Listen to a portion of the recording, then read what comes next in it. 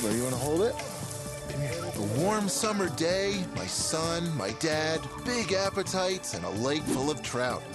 Dinner tonight will be an adventure and a trip down memory lane. Let me share a secret recipe. Discover an ingredient that fires your imagination. Choose other flavors to match. Find the best way to cook them. Simple is best. My secret recipe? Cooking without a recipe. You can do it too. You can do it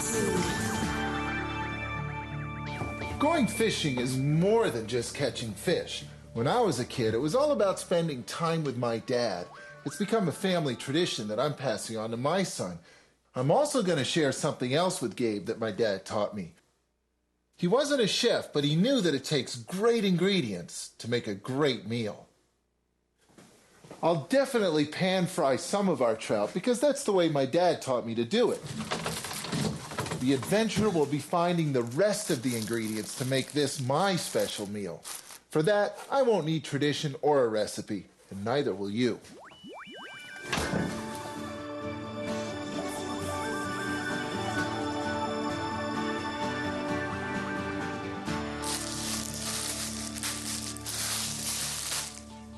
I never butcher fish on my regular cutting board. This goes aside when I get my fish board out. So this one's going to get filleted. I'll begin with a cut just behind the gill. I do that on both sides. And then through that backbone right there. I'm going to save my scrap. And then I line up just over the backbone and ride along it like this. And this is why a sharp knife is so important. It just makes this job a lot easier. Flip it over and do the same thing.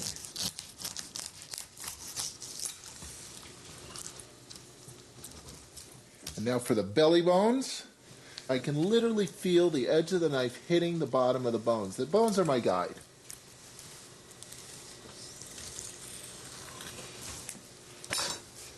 Gabe's supper, 2 beautiful trout fillets, and now all I have to do is figure out a way to disguise them just in case.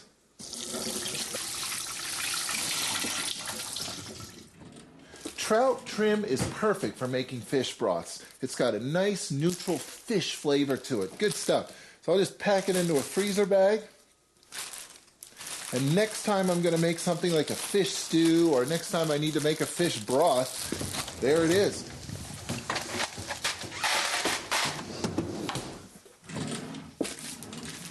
Another freezer bag. Put the fillets in there. Now notice what the fish are sitting on. They're sitting on a rack. The rack lifts them off the bottom of the pan. And that way, if any of the ice melts, the fish doesn't end up sitting in the melt water. That's the proper way to store fish. Clean hands, clean cutting board. It's time to make a snack. All this talk about fish has me thinking about tuna fish sandwiches, something I learned how to make when I was a kid. I wasn't following any particular recipe, that's for sure. In fact, everything in the fridge was fair game. I put some wacky stuff in my tuna fish. Canned tuna is actually relatively neutral in flavor, so I think of it as a playground for experimentation. I'm going to use some whole grain mustard, mainly because it's got lots more flavor than just plain old Dijon. I also like red onion in my tuna fish. Mix that in. Some lemon. And even though this is packed in olive oil, I think I'll add some more olive oil. It's got a nice rich flavor to it. That'll be good. And a pickle. That's another one I discovered when I was a kid.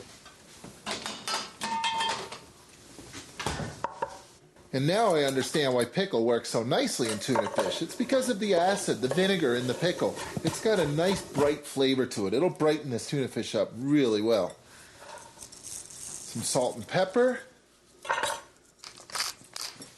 And some kind of herb, or at least something I think of as an herb. Fennel. I think I'll just take some of these fennel tops right here, mince those up. They've got a nice anise flavor to them, a little bit of licorice flavor to them. They'll be nice in that tuna fish.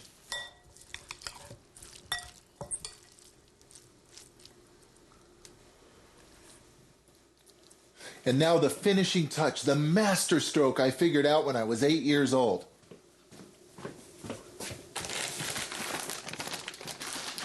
Potato chips.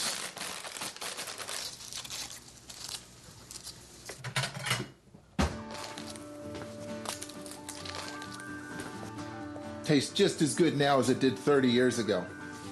Time for lunch.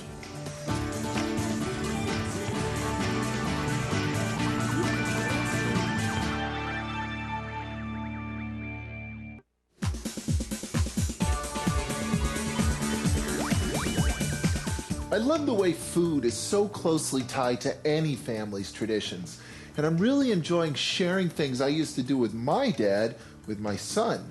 Traditions like going fishing, then cooking up the catch. The trout are relaxing in the fridge under bags of ice. I filleted one just in case Gabe decides he doesn't like it whole, but I still haven't figured out what else I'll do to his filleted fish, nor do I know what else I'm going to serve with the meal, but I know where to start looking. In my pantry, my favorite place to go when I'm looking for an idea, because there's nothing like just seeing, touching, feeling, smelling ingredients to get those creative juices going. Today I'm looking for something to go with trout, and I definitely don't want to overwhelm the flavors of the trout. So I was thinking about a grain, actually, some kind of grain dish. I've got bulgur wheat, I've got brown rice, I've got whole wheat grains, but those are all actually fairly strong flavors. So I'm thinking neutral barley. Really, the key with barley is that the flavors I end up adding to the barley could be the ones that muck up the trout. So that's where I've got to be careful. The barley itself is a definite winner with trout. And barley's really easy to cook as well. I think I'll do it risotto style today. The easiest way of all to cook barley. That way you don't have to remember all kinds of complicated ratios, how much liquid to add. You just add enough liquid till the barley tastes good.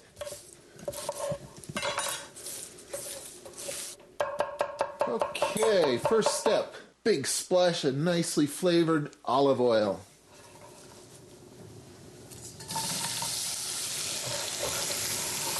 While the onion's brown, I need to heat up some chicken broth.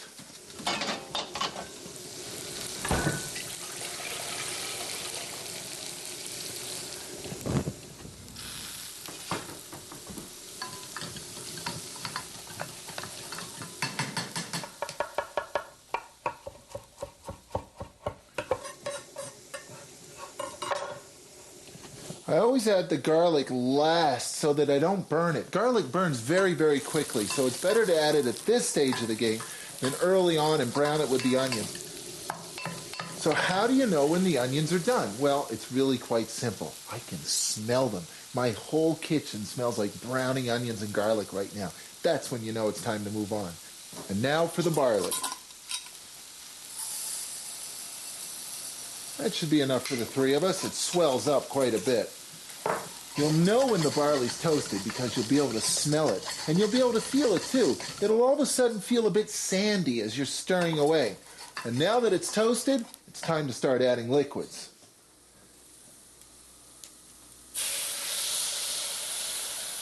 So I'll add just enough to cover what's in the pan right now. Then I'll turn the heat down to a bare simmer. I don't want this boiling so much as I want it simmering. I've got one more ingredient that needs to go in there now, a bay leaf. This will add the perfect savory tone to this. There we go. Now, as the liquid starts to get absorbed, I'll add more liquid. And that's why the liquid has to be hot, because that way the temperature will stay even the whole time I cook the barley. I'm also looking for another dish to contrast with the trout. Something like my dad's favorite salad.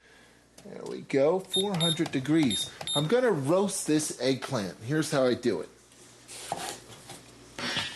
Very simple, really. I'm just going to cut some nice thick slices, just like this. And then I'm going to brush them with olive oil and pop them into a 400-degree oven and caramelize them.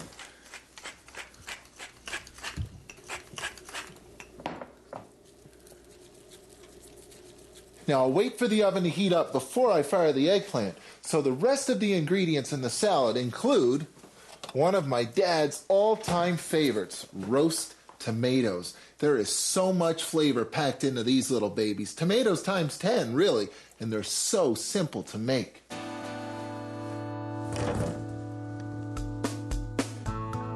Begin with red ripe tomatoes. Cut into quarters. Then season with salt and freshly ground pepper.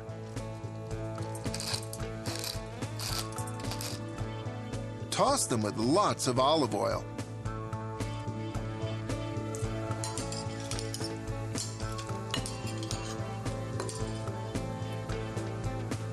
Position in a baking pan, covering the bottom with a single layer.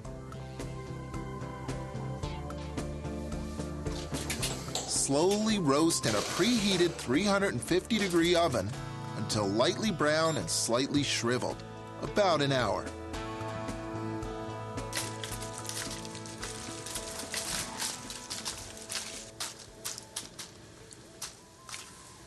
I've tossed those tomatoes on top of some beautiful fresh arugula leaves. Arugula has a sharp, peppery flavor to it. It's going to make a nice salad that's going to contrast beautifully with the trout. My oven is now 400 degrees, so it's time to add the eggplant in. How's this barley doing? Still a little bit crunchy. And that's the beautiful thing about this risotto method for barley. If it's a little bit crunchy, you just add more liquid. Nothing to it. It's getting close though, so that's probably going to be the last addition of liquid that it'll take. There we go. So now it's on to the trout. I'm going to pan fry 2 of them, but I'm going to make that third one kid-friendly too.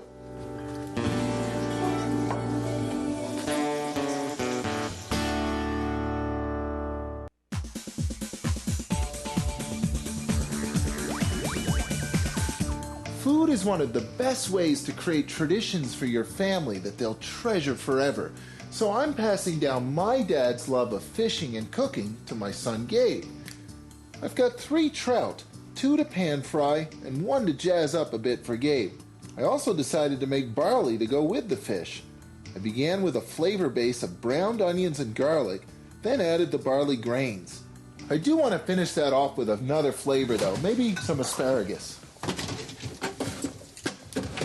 The barley's flavor is very neutral, so the asparagus will stand up nicely and add a beautiful vegetable flavor to the overall dish. This is going to be really good. So I'll simply stir that in, and as I look at it, I can see I don't have enough liquid in it. I've also run out of chicken broth. No problem. I'll simply add a splash of water. Won't take very much. That little bit of water will steam up and cook that asparagus through in no time, just a few minutes. I'll let this simmer just long enough for that asparagus to get nice and tender and stay bright green. Now for the eggplant. There it is. Just look at that. Golden brown and beautiful. And best of all, if you look closely, you can see there's an opaqueness to it. And that means it's got the texture I'm looking for. Eggplant takes on this beautiful, silky, smooth texture in the mouth that's going to be perfect in that salad. It's still too hot to cut up though, so I'll leave that sit for a few minutes and get on with the trout.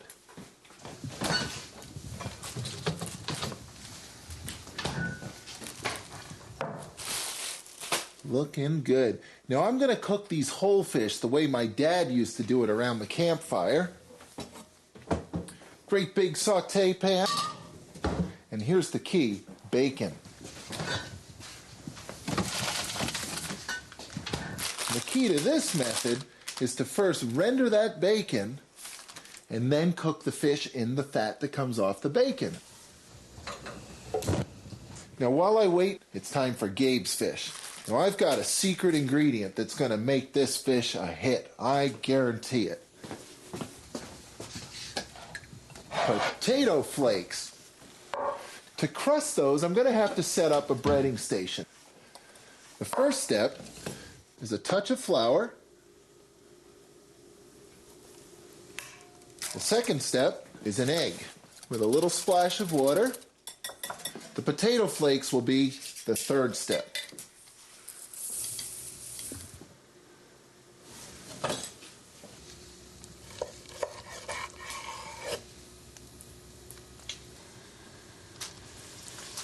And here's how breading works.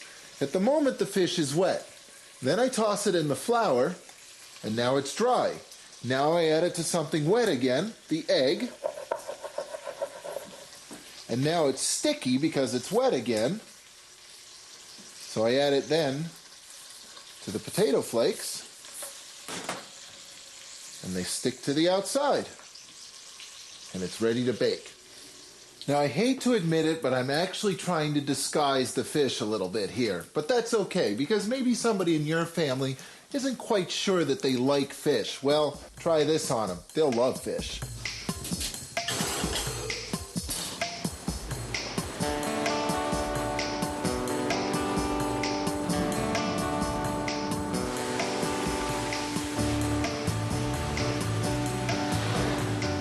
Fish is one of the healthiest possible foods you can feed your family.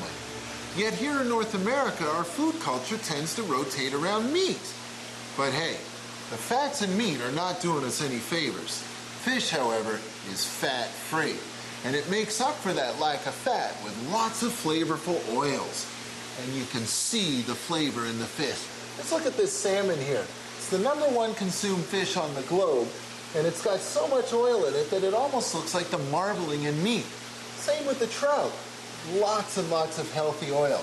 Those oils are healthy because they're loaded with omega-3 fatty acids, compounds that help keep our blood running smoothly.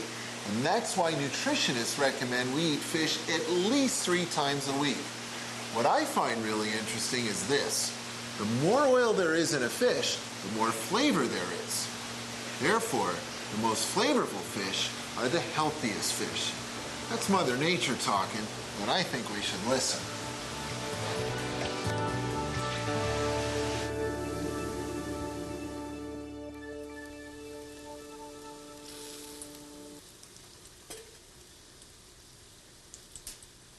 A little bit of flour on the outside of those fish, they'll crisp up nicely. The bacon crisped up pretty nicely too, and look at all that flavor. They are ready to cook that fish in. Here we go.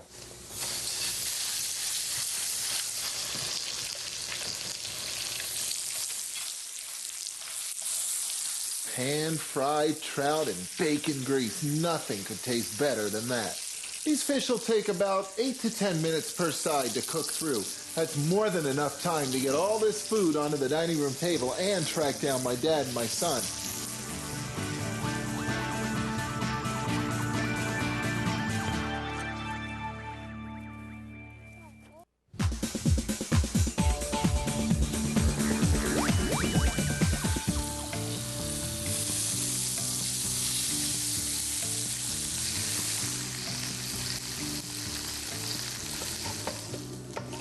Just look at the color of that eggplant. There is so much flavor in golden brown roasted eggplant. This is one of my dad's all-time favorite salads. It's a flavor combination that I used to serve in my restaurant all the time. He's going to love this. Now for the risotto. Barley risotto's looking good. I'm just going to finish that up like I would any risotto with some good Parmesan cheese. There we go. Stir that in. Oh boy, is that going to be good.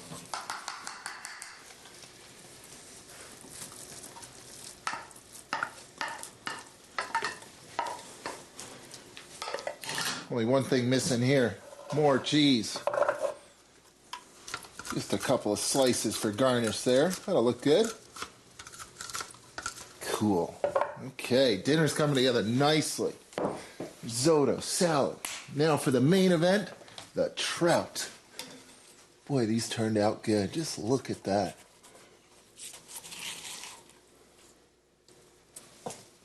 I think we'll start with just one and then a couple of pieces for Gabe. Potato crusted. I just know he's going to love this. Now here's what I've been waiting all day for. A taste.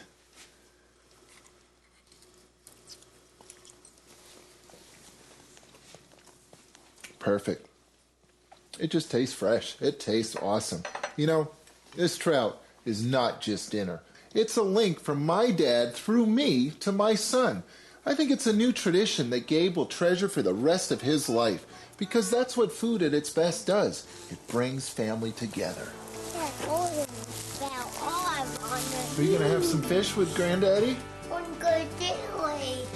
This looks good. Oh, that's the lemon water. I like these tomatoes, Michael. Excellent. Do you want to try a piece? No, it's a big fish. Yeah. Oh, in the water. In the water, right. Hey, squeeze some juice on your fish. Good boy. Wow, wee. Let me cut it for you. Let me cut it. You want a tomato? No, tree. A tree. He calls salad greens trees. Thanks for the memories. You're quite welcome.